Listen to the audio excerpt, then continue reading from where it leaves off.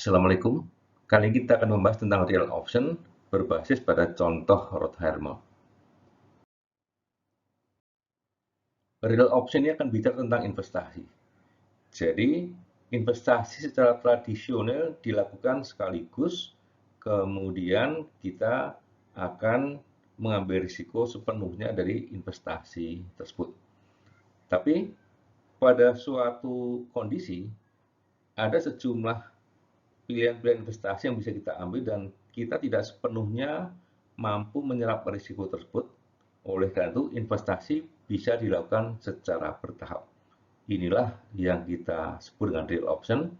Jadi investasi yang besar bisa dilakukan secara bertahap melihat situasi yang berkembang di dalam pelaksanaannya nanti. Contohnya di sini, kita investasi sejumlah sekian rupiah, kemudian kita tunggu setahun 2 tahun, ternyata berhasil. Kalau berhasil maka kita bisa expand, tambah lagi. Tapi jika tidak berhasil, kita bisa menjualnya atau kemudian kita melakukan stop dulu, ya, ditunda. Inilah contoh-contoh dari real option. Kita mengambil contoh dari dunia farmasi. Tahun 90-an banyak sekali perusahaan-perusahaan biotech startup yang melakukan berbagai macam riset tentang obat. Nah, perusahaan farmasi yang existing tidak selalu mampu untuk berinovasi dalam bidang-bidang yang baru. Maka salah satu alternatifnya adalah mereka melakukan kerjasama dengan para startup bioteknologi tersebut. Jadi, cara ini membuat perusahaan farmasi yang existing, yang legacy ini, tidak harus masuk ke dalam risiko yang sangat besar, karena risiko itu sebagian sudah diambil oleh startup tadi. Jadi mulailah mereka melakukan berbagai macam kerjasama dengan startup bioteknologi tersebut. Kita melihat pada contoh Roche dan Genentech.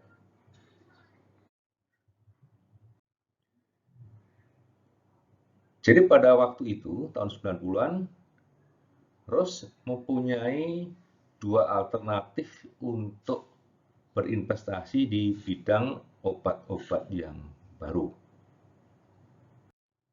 Jadi alternatif pertama adalah apakah mengembangkan sendiri obat-obat baru tersebut atau melakukan investasi sebagian di perusahaan biotek yang ada. Nah, pada contoh ini mereka membeli lebih 50% saham dari Genentech.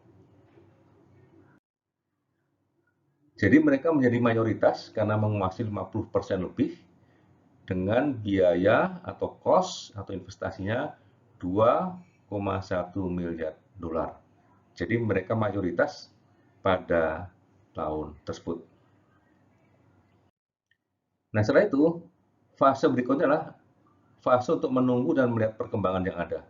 Apakah produknya bisa diterima atau tidak. Jadi mereka mencoba untuk mengurangi ketidakpastian dengan cara menunggu perkembangan dari lakunya obat, teknologinya, pasarnya, dan seterusnya. Sampai akhirnya setelah beberapa tahun, mereka kemudian memutuskan untuk investasi lebih banyak lagi. Kita lihat jaraknya. Jadi dari tahun 90 sampai 2009, yaitu 19 tahun waktu untuk ekspansi berikutnya. Dan mereka mengeluarkan 47 miliar dolar untuk membeli sisa saham yang ada di perusahaan Genentech tersebut. Jadi inilah 47 miliar dibandingkan investasi awal yang lebih kecil, ya 2,1 miliar. Jadi kita lihat bahwa dengan porsi anggaplah 50%, mereka memerlukan uang lebih banyak, itu 22,4 kali dari investasi yang pertama untuk memiliki porsi yang kurang dari 50% tersebut. Inilah cost dari menunggu, tetapi mereka sudah merasa lebih mapan dengan kondisi yang ada.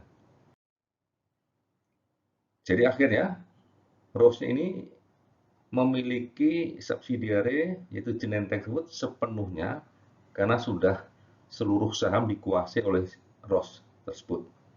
Demikian contoh dari real option pada waktu Rose berinvestasi di Genentech. Ada beberapa catatan akhir di sini.